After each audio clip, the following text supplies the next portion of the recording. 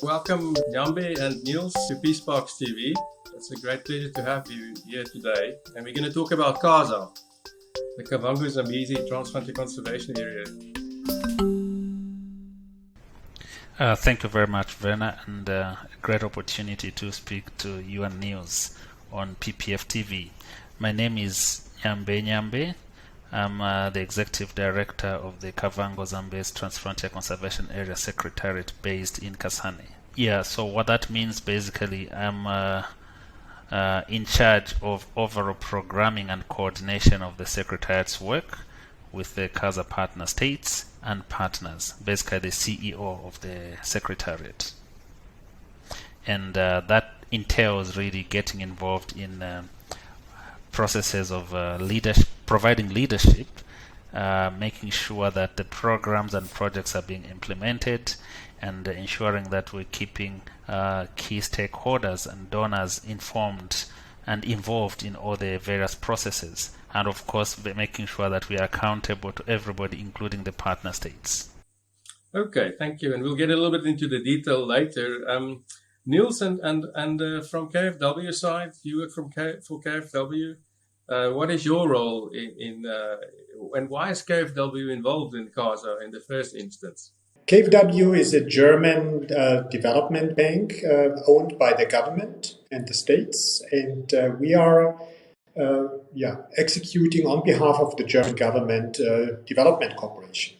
So the ODA funding to the SADC region, which is Southern African Development Community, and here to the Transfrontier conservation areas in Southern Africa, the Southern African region. That is my portfolio. And I'm a senior project manager now for 7 years and a half.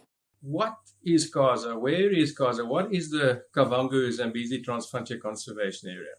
So KAZA is the world's largest terrestrial transfrontier conservation area, which was brought into existence following the signing of a treaty by the 5 partner states of Angola, Botswana, Namibia, Zambia and Zimbabwe, motivated by their commitment to a shared vision to establish a world-class transfrontier conservation area, and of course focusing on tourism as one of the benefit sharing mechanisms, and also ensuring that this initiative is implemented within the Okavango and Zambezi river basins. It is an initiative that is founded on the spirit of coordination, collaboration, and understanding amongst the partner states to begin with. And secondly, it fosters harmonization, rather opportunities for harmonization of strategies and policies, especially key elements of policy to drive these initiatives towards the shared vision. And the extent of KAZA at 520,000 square kilometers gives us the opportunity to understand that we are talking of transboundary opportunities for investment and implementation of various initiatives. What are the challenges that you foresee in this massive landscape? We cannot hope for a KAZA that is only focused on one sector. How do we work with transport, education and health? How can we leverage the opportunities offered by the sectors such as home affairs in terms of facilitating tourist movement across boundaries unhindered?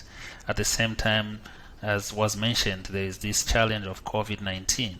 How we deal with COVID-19 from the non-traditional health sectors is probably going to be the greatest challenge. Health sector can provide very specific interventions, but we need to rally everybody around what the health sector has identified as measures for mitigating the spread of COVID-19. And what that means is basically working with non-traditional health sectors, and I think that's what also defines KAZA. KAZA's success is about working with non-traditional stakeholders and partners to get the greatest dividend that we hope for conservation and development in an integrated fashion. And I think that holistic approach is what makes KAZA so special, or transfrontier conservation areas, is you're looking at the landscape in its totality, not in isolation of the people or any other development. And say what we need to a multidisciplinary, a multifaceted approach if you want to really affect change. Nyambe, what is the thing that stood out for you in KAZA as a project that you are most proud of, or that was of most significance to you? A lot of people tend to overlook this, but for me, it is the political will. The fact that 5 governments got together, signed a treaty around a shared vision, and committed to implementing this ambitious project over the long term is not a mean achievement. I think it needs to be recognized because everything else flows from that. So the signing of the treaty and putting in place institutional arrangements that would facilitate the implementation of the initiative. So we're talking about the KAZA Secretariat, the other structures that are provided for in the treaty, such as the Ministers' Committee, and also getting them to meet as regularly as possible. But most importantly also was recognition early on in the process that for KAZA to develop, it needed strategic partners. So the fact that the partner states agreed to work with the Peace Parks Foundation and also KFW, not because you are on this call, but because you've played an important role. That is your institutions. Peace Parks' mission dovetails clearly with the KAZA vision and mission. And KFW was identified and came on board as a long-term investment strategic partner. So the positive response from the Federal Republic of Germany and getting KFW to implement the project was itself a major highlight, because not much what we can talk about now in terms of successes would have been possible without that trust and confidence in this very ambitious project. And now we are seeing other partners, development partners, coming on board. Nils, same question to you. I think number one is really the whole institutional and political development that KAZA took. And this was mainly done by my predecessors already in the first 10 years. So that's really groundbreaking work, which we haven't seen anywhere else in the world. So that's really massive. Whether it's the preparation, the MOUs, the treaties, the Secretariat, all this is really a very interesting and fascinating story. Number two is really Angola and Zimbabwe. We haven't had any kind of track record in those countries, and we had political and other challenges. So they came in late, but with a lot of really enthusiasm and dynamics. And we are seeing really a lot of progress and momentum in these two countries, which is important. You can't have a 5-country initiative and then just doing work in 1 or 2 countries. So that is really, to me, a huge success that we have brought Angola really fully on board, that also Zimbabwe is now part of the investments and funding, and not just part of the KAZA family. So I think that's really amazing. And in this regard, I think the COVID emergency funding of last year and this year, which the BMZ, our ministry, gave as an additional quite substantial financial commitment to KAZA, was really very important. Talking about the people, Dr. Nyambe, maybe some examples. I mean, Nils mentioned now the COVID support that the German government provided, but can you give us some examples of already direct benefits to the people, the communities on the ground in this landscape as a result of the KAZA Transfrontier Conservation Area?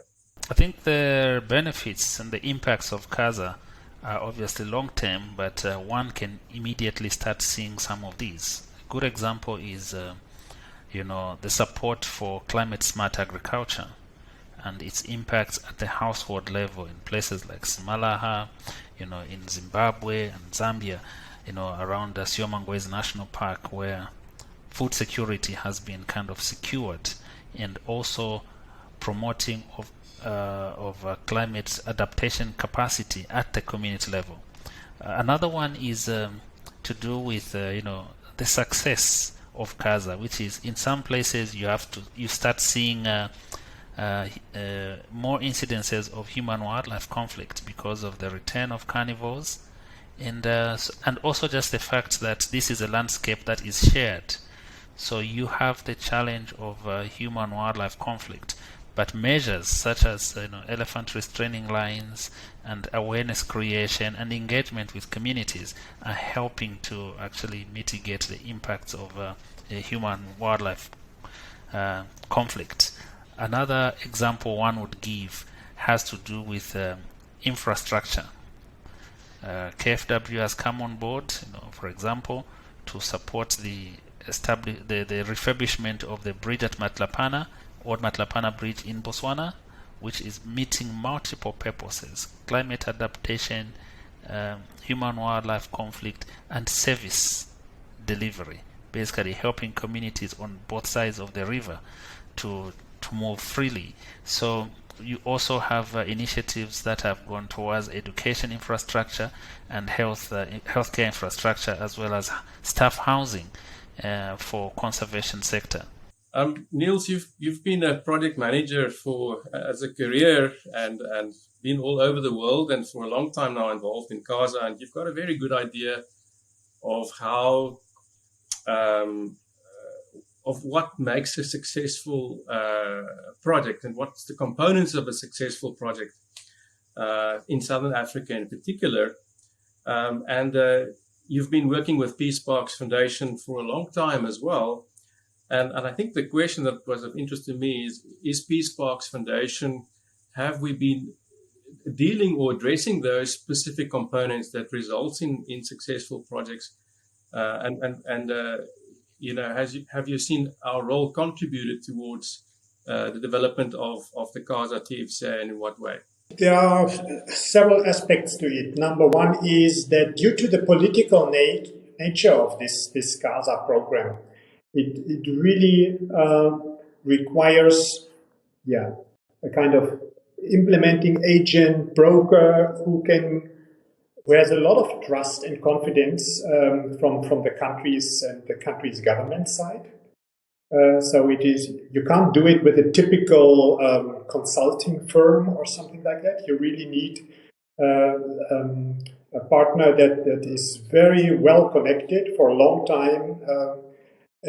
So even prior to the project and after the project, not bound just to 3 or 4 years on a kind of commercial rate contract term, but with a very different background and setting and network and affiliation.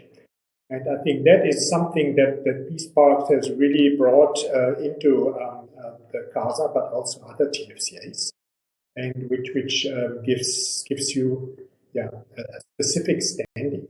And that is very important. We have all these regular KAZA structure meetings, whether it is at directors level or kind of political permanent secretaries, ministries. Sometimes it's going to cabinet or even up to presidential level. And I think that is where you need an organization that has open doors and open ears and is really well respected. Secondly, you need someone who can also bring together other partners into the game, whether it is donors, whether it is the kind of ODA side or philanthropics or from these postcode lotteries, and other various sources. And I think you have quite good access to quite a variety of those funding streams, which is also important. How can people get more involved? The question of investment in KAZA is real and urgent. But we have to step back and maybe just look at how the support from the Republic of Germany came through. It was out of engagement and trust and a commitment to shared ideals and goals. And also earlier I spoke about the convergence of missions here. Peace Parks, its mission on conservation, and TFCA's establishment, KFW with its mission around investment for socio-economic and sustainable development, and also the KAZA partner states and their mission on the establishment of the TFCA. So I think it's about dialogue and ensuring that the framework that the KAZA partner states have come up with is Master IDP, which has expired or is about to expire, but it has provided anchor points for the investment through the wildlife dispersal areas. And we've recently, as Secretariat, advanced a process of detailed planning for the other 3 WDAs, which were previously not planned for.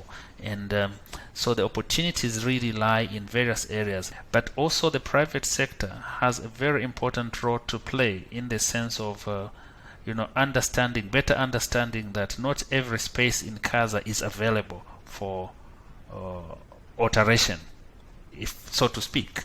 We cannot develop the whole of KAZA with cement, but we need to understand that natural areas within KAZA play an important role for fresh water, for various ecosystem goods and services. So there are plans that the partner states have come up with, and we need the private sector as change agents to really invest in KAZA, but also appreciating that not every space should be taken up for development in the traditional sense. How can we work with nature within KAZA?